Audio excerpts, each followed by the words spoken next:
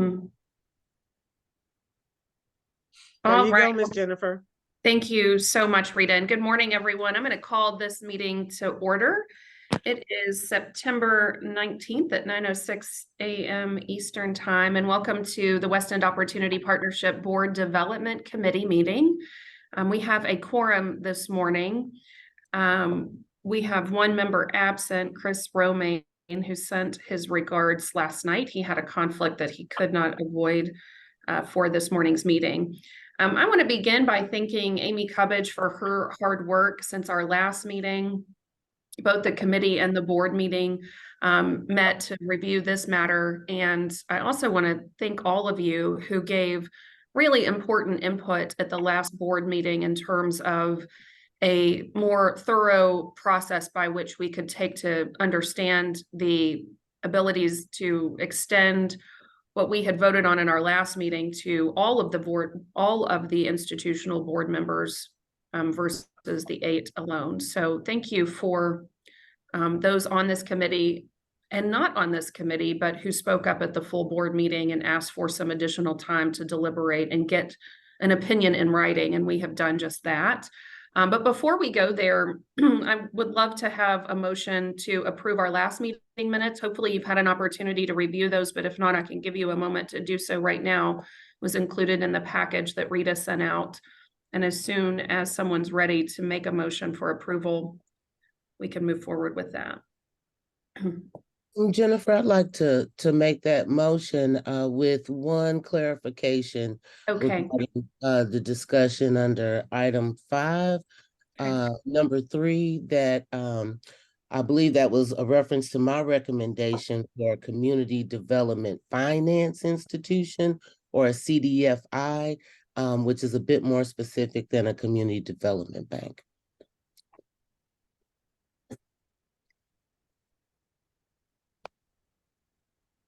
Okay.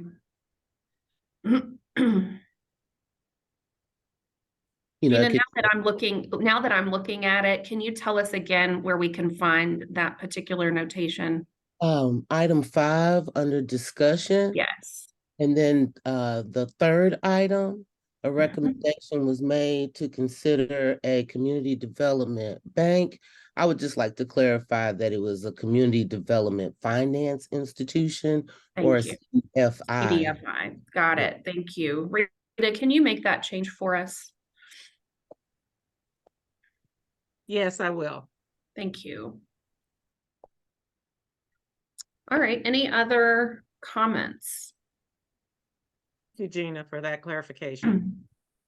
And Gina, did I understand you right to say that you're making the motion with that edit? Yes. Okay, great. Thank you. If I could have a second then. Second.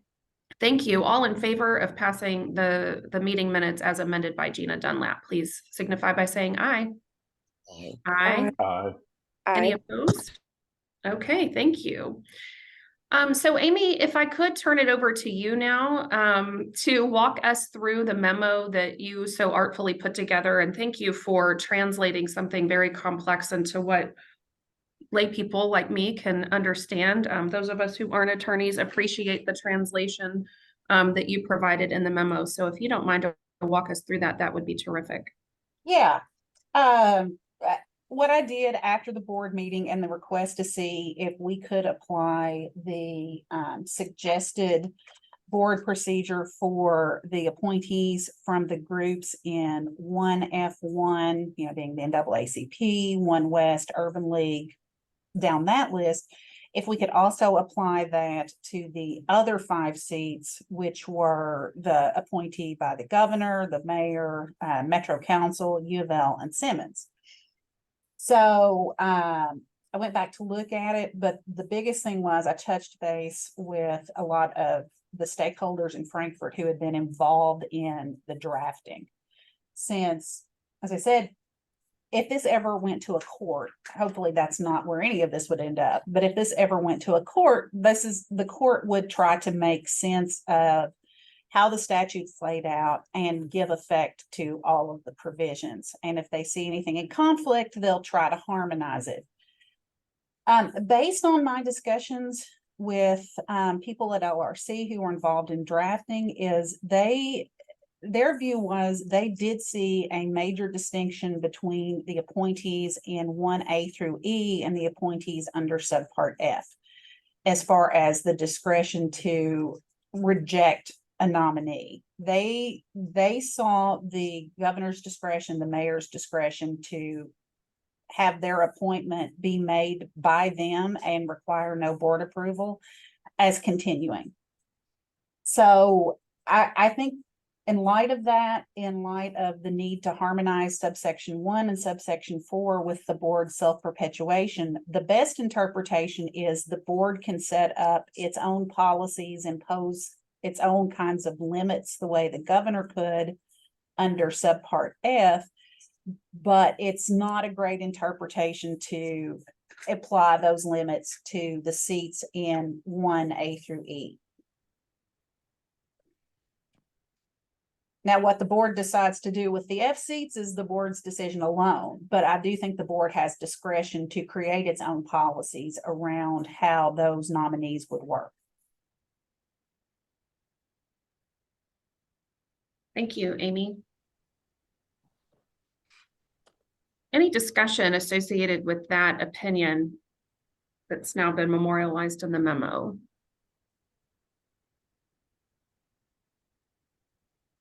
I will pass this on too. The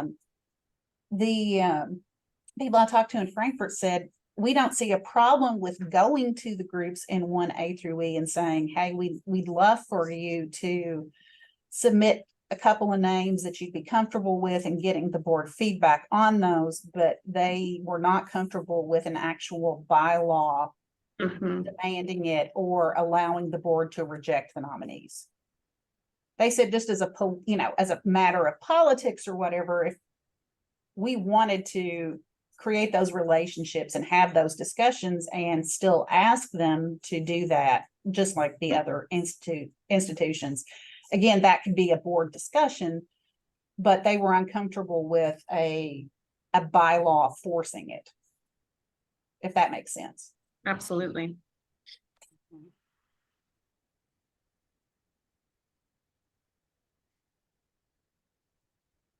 So Jennifer, the next steps for the committee then at the board meeting would be to lead a discussion of the memo.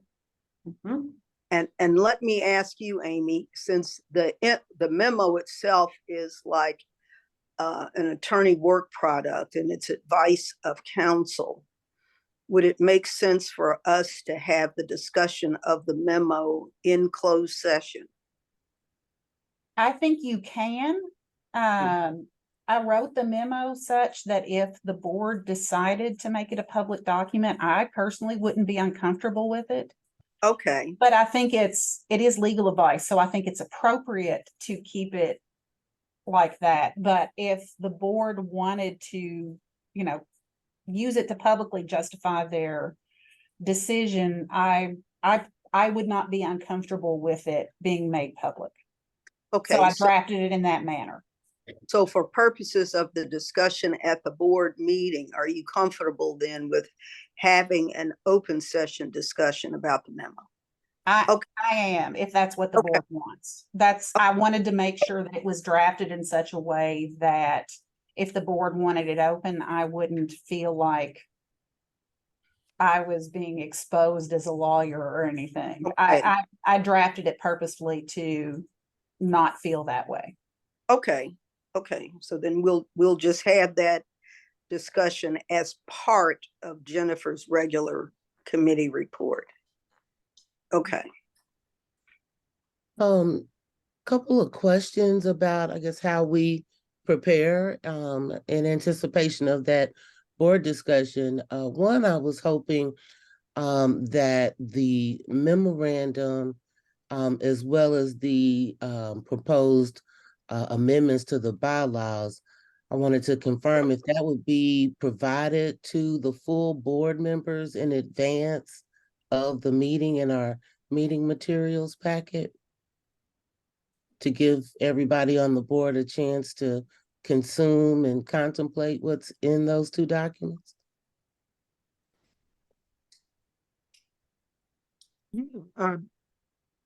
Laura, I don't know why we wouldn't. It would be part of the materials that we send out this week for the board meeting. Because if it's going to be on the agenda and they have supporting materials, it's my understanding it would be a part of that, since Amy doesn't have any problem with that, the way she stated with regard to the discussion during the board meeting. Am I correct on that, Laura? Yeah, Amy? it, Yeah, okay. yeah, it would be sent out to the board prior to the meeting. And one of the pieces of feedback that we heard at the last board meeting is a desire to see in writing the motion, the bylaws, and the opinion. So we'll have all three of those available, Gina. So thank you for that question. Absolutely. I think it's important that everyone has time to consider this in advance and has time to walk into the meeting prepared for the discussion. Awesome. Sort of related, but somewhat different. You know, and a lot of other boards that I participate in, when committees report out, the board members get a copy of the minutes from the committee meeting. Would it be possible to include our approved minutes from this board development committee along with those other materials in advance of the meeting and the meeting materials packet?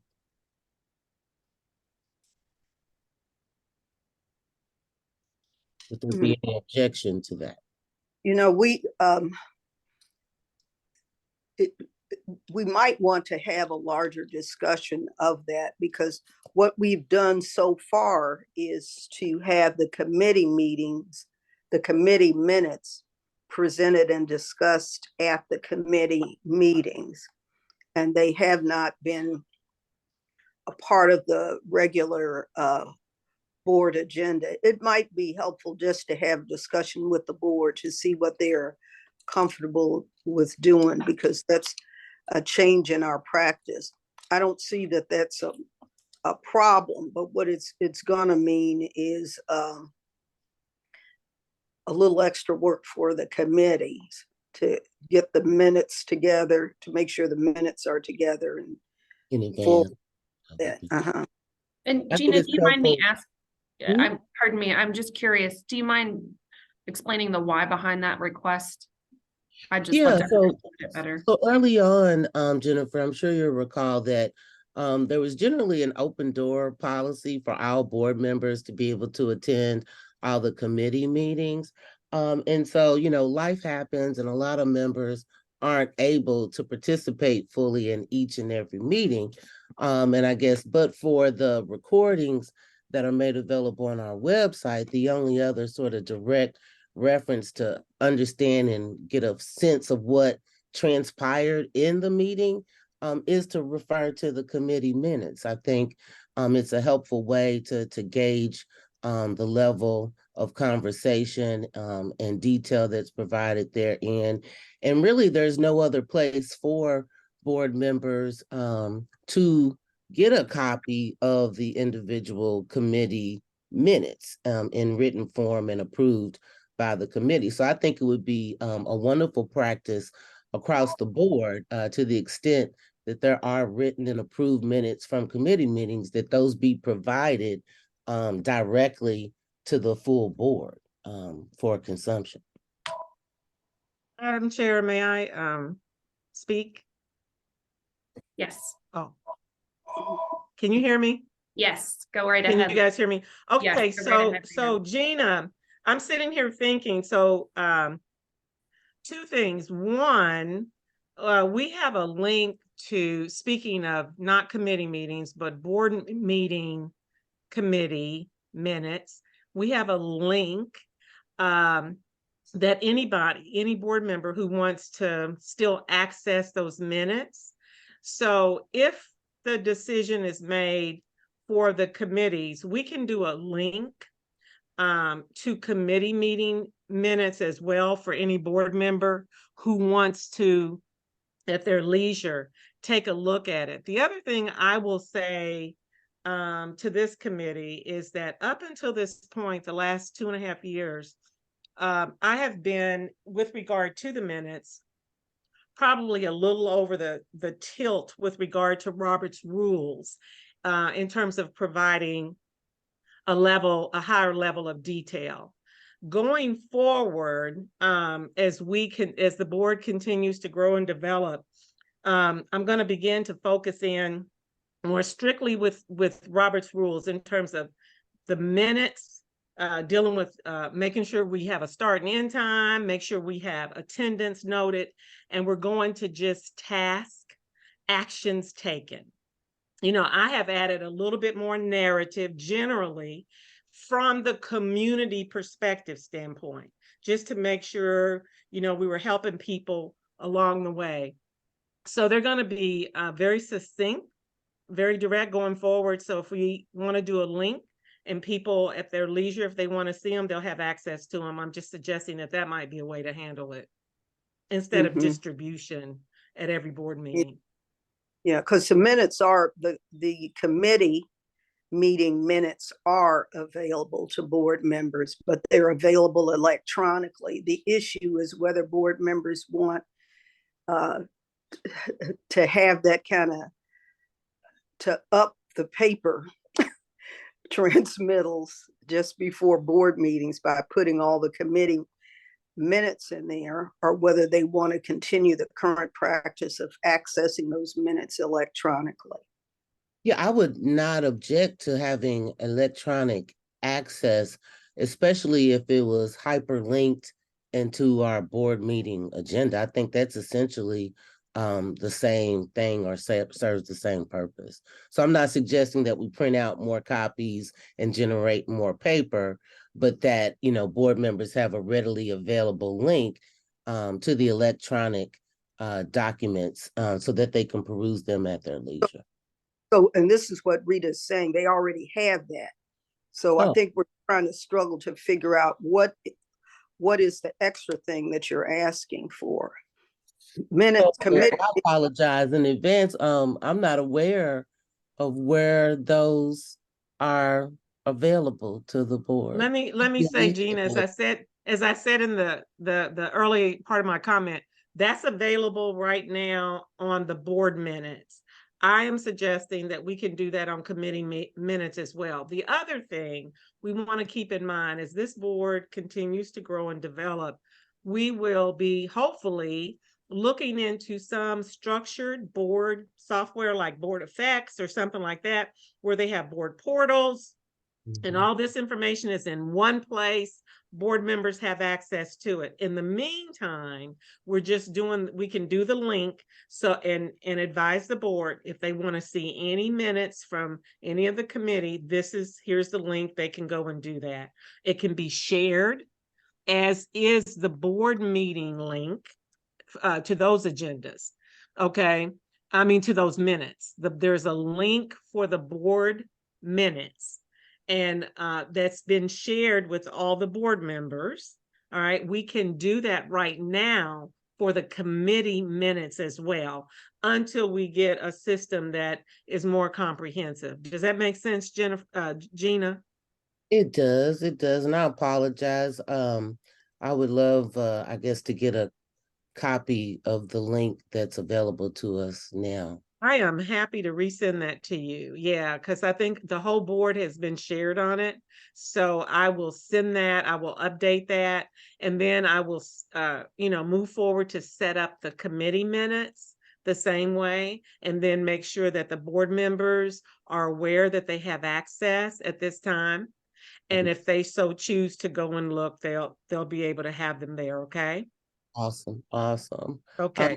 My last, I guess, question directly related to what'll be discussed next week at the full board meeting is I'm wondering if it'd be possible to generate a list of the full board membership that notes when they were appointed and when their term expires, like all in one glance, so that we could see where everybody is, especially given the initial term appointments were so randomized and drawn out of a hat. I mean, I think it'd be helpful just to keep track of when people are expiring for other board members. Is that a possibility? Excellent. We currently have that, Gina. All I need to do is just tweak it a little bit with a couple of the start dates for board members.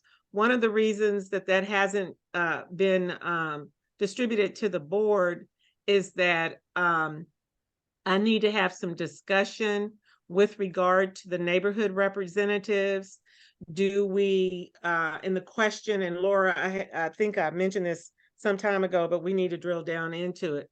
Do we use their start date when they actually were appointed to the board, or do we use the original date when the governor started appointments? So we just need to clarify what the start date is that we use for the neighborhood reps, and then I'll drop those into the document, and that already exists.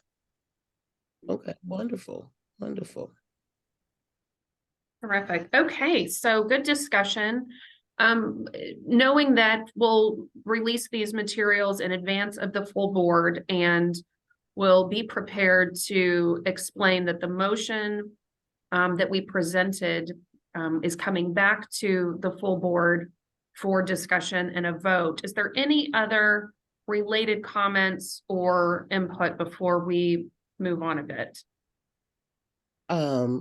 I apologize in advance. I've got several questions, particularly, I guess, related to implementation of this new board policy, assuming that it is adopted by the board, as well as some questions that came up in the context of, I guess, this committee structure or the committee purpose, and other items that show up in KRS 65506. But I'll defer my questions for any other business items or urgent items that you had on deck, Jennifer. Thank you, Gina. We do want to talk about the process by which we will select the board members through this development committee or nominating committee. So I do want to open it up for discussion now and get some input. We do have a document that has been used before. I don't know if I have the ability to share my screen. We have a board You member. do. Okay. You can share. Great. Now if I can just, here we go. Okay, so we have a board member position description. This was provided early on in the process that outlines the leadership, governance, and oversight expectations of board members. This is something that I will share with you all to have you review it, and then ultimately we'll want to determine what our process looks like. And this goes through qualifications, etc. One of the things that I found very effective in the way that we seated the neighborhood members is we had conversations with them facilitated by the leaders from each of the neighborhoods. And when we didn't have, in a couple of cases, the leaders from the neighborhoods responsible for the process, this committee took responsibility for that process, interviewed each of the candidates, and there was a scoring rubric available, although it was not required, but it was suggested to be used as a guide. So given that we have this position description, given the document that Gina has requested so that we can also anticipate who else will be coming up for term, because of term limits, they'll have their term expire rather, wanting to anticipate future turnover as we consider the composition of this board. I think all of that information is going to be really helpful to ensure that we are nominating members to the body that are prepared to fulfill the fiduciary and other responsibilities of this board. So I'll stop there and see if you have any specific input in terms of our process. I'm grateful that this committee has developed some experience under its belt as it relates to nominating board members. And this to me seems like a natural extension and next steps. Jennifer, I was curious, there was reference in the suggested amendments about a form application.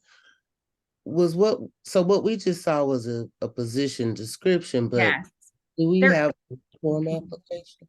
we do. And let me see if I can find that. Let me find it and I will share a copy of that. Or I mean, essentially, is this the same form that was utilized when we were recruiting the initial neighborhood board members? Or something different? Let me find it.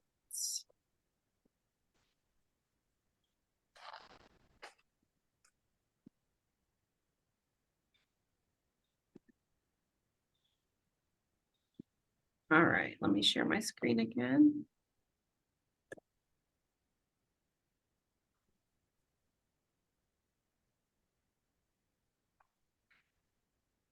Here is the application.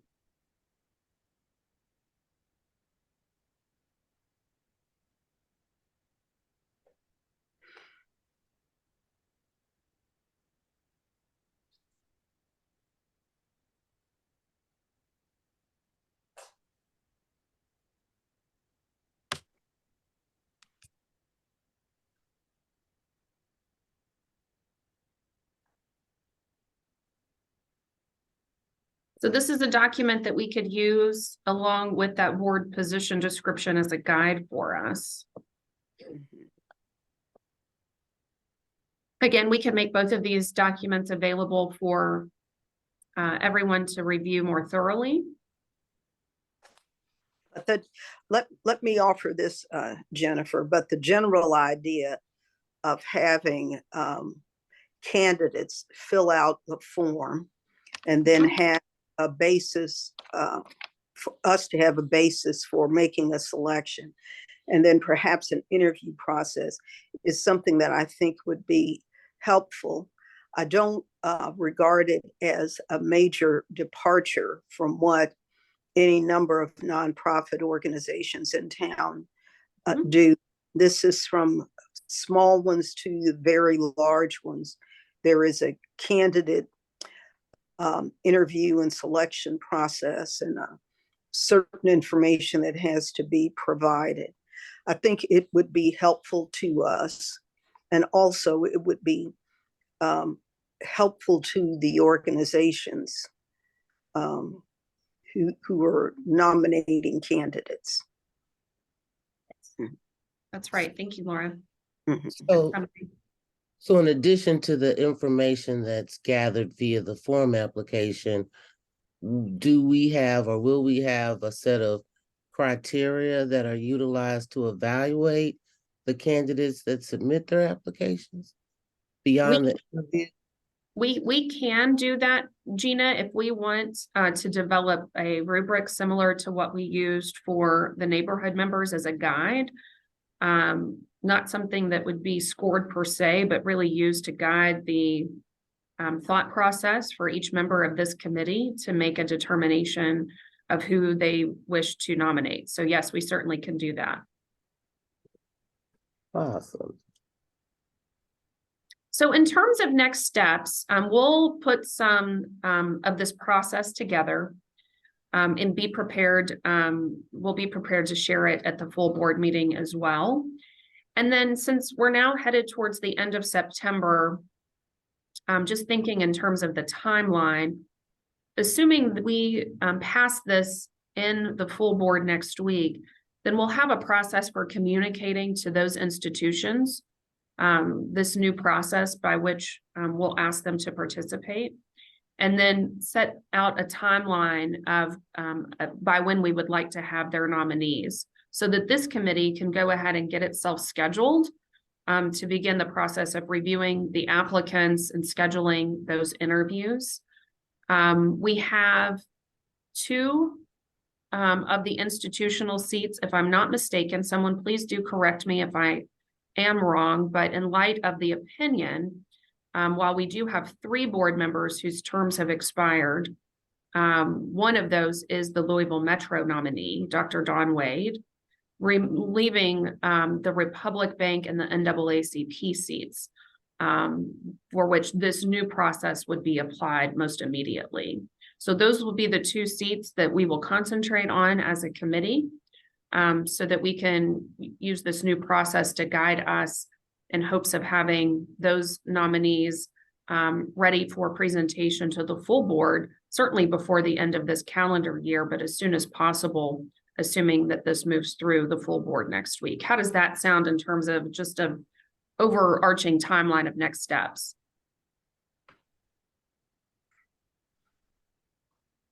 I think it's good. Okay. Okay. Let us move now to some discussion regarding the Federal Reserve Bank seat and the foundation seat. So first, regarding the seat that we are now seeking a replacement for, that would have been the Federal Reserve Bank. I'm just curious if anyone has any nominees to put on the table that we should be considering together. And then I do have one update regarding the foundation seat. Okay. None for the Federal Reserve seat at this time, except that the thought is to pursue a CDFI representative. That would be extremely helpful. Yes. Mhm. Good. Okay. Thank you, Laura. Laura and I are prospecting a couple of foundations that would fit within the statute as it relates to the assets that they have. I have talked to one of the CEOs that fall within of the foundation that fall within that guideline or that statute, and that individual declined to be considered for this board, not for any other reason, but personal in nature in terms of their own capacity that would limit them from being able to fully engage and participate, but did indicate their appreciation and honor of being considered and being asked the question. So we will continue to go through that list and assess interest of those foundations. And at such time where we believe we don't have interest in participation, we'll come back to this committee and we'll talk about some alternatives for filling that seat. Jennifer, among the candidates that you're reviewing, I'm curious if the Community Foundation of Louisville is among them. And I bring Yes. them.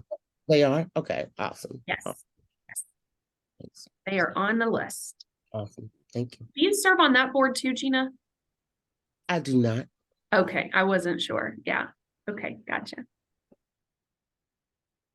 Okay. But I think that certainly, given the nonprofit activity that the Community Foundation has supported, that would be a good link to have someone from that foundation on the board. So let's keep our fingers crossed about that. Mhm. Absolutely. Okay, is there any other business to bring before the committee this morning? So I have no business, just a series of questions. Okay.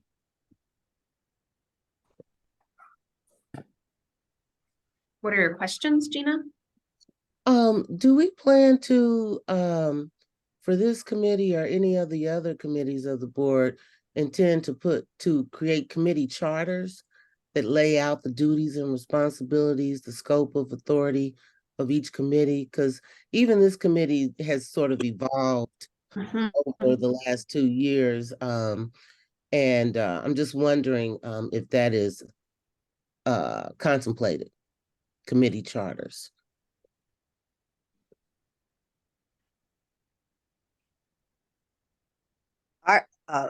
Jennifer, I don't think Laura? this particular committee has thought about doing committee charters. One thought is that with most nonprofit boards, they have a governance committee that would look at doing that. So that's a thought to keep, in the back of our minds. I think, well, if you look at our bylaws, there are a number of places where it's clear that the bylaws were done kind of quick and in a hurry and for purposes of expediency rather than thinking in terms of that particular set of bylaws to stand the test of time, so to speak. So in addition to coming up with committee charters, the governance, if we have a governance committee, I think it may be the natural place where the task of tweaking the bylaws or updating the bylaws could be reviewed. So it's a thought. That was actually my follow-up question. If we had our plan to establish a governance committee and what their duties would be, or if we were in fact by default governing through board development. So No, I would not say that the board development committee is the same as the board governance committee. And I would say, given discussions that we've had in the past, that the chair has to think through whether or not she wants to establish additional committees. So, and saying that, I also understand that we all do not read the bylaws in the same way. There are some of us who think that the board itself has some independent ability to establish committees. I would say the board acts through a motion that is presented to it. But in any rate, in my view, the board chair is going to have to think through that. okay. And then this kind of came up in the last board meeting, wondering about executive committee and if we have in effect an executive committee or not. And if we do, are they actually convening? We don't have a formal executive committee. There has not been any meeting of executive committee members. But typically, the executive committee would consist of the chairs of each standing committee. And the And officers? yes, and each member of the executive committee, well, the executive committee as a whole is generally given the ability to act in the absence of the board and to seek ratification of its actions. But again, that is an executive committee is not provided for under the current set of bylaws. It's something that we're going to have to think through and work on, something that the current board chair is going to have to determine. Okay, thank you. Mhm.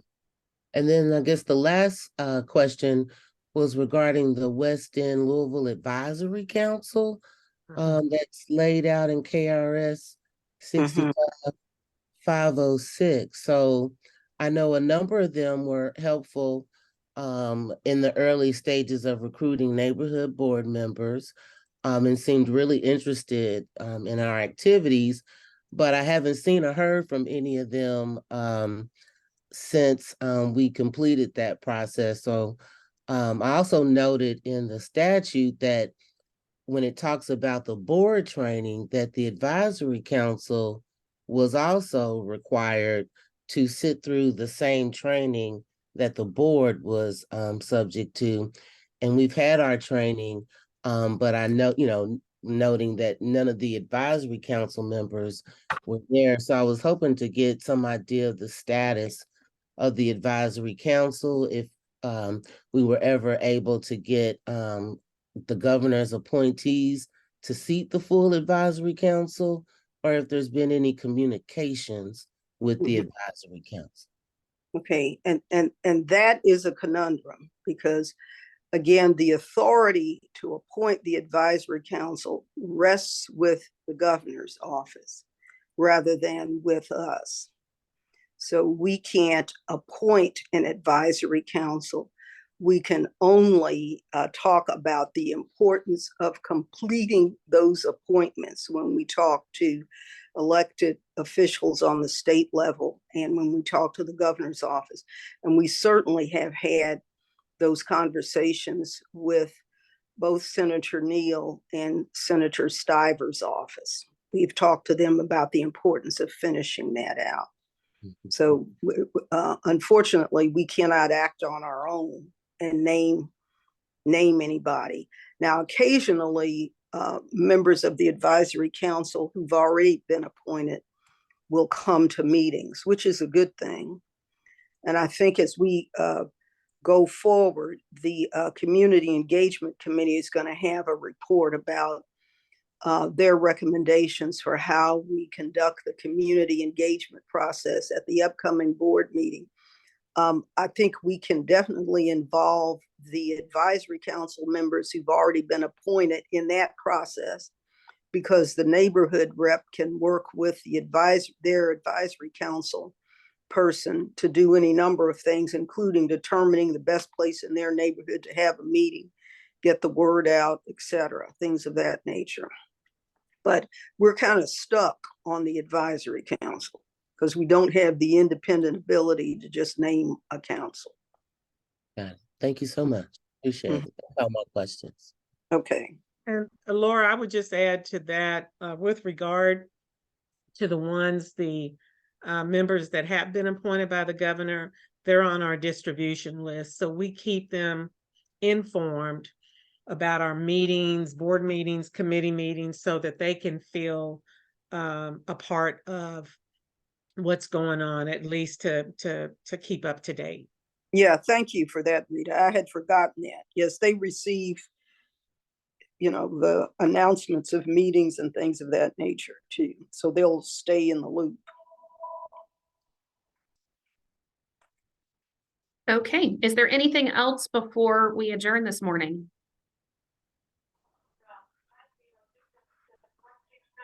Okay. Okay, well, thank you for your time, everyone. Again, Amy, thank you so much for your guidance and your leadership on the memo and helping us sort through our statutory capabilities in terms of our board development process. We will see everyone at the meeting on Monday. Michael, I saw you come off mute. Yeah, I'll see you on Monday. Sounds perfect. All right, we are adjourned, everyone. Have a wonderful rest of your day. Thanks, everyone. Bye-bye. Bye. Thank you. All right, bye. Thank you.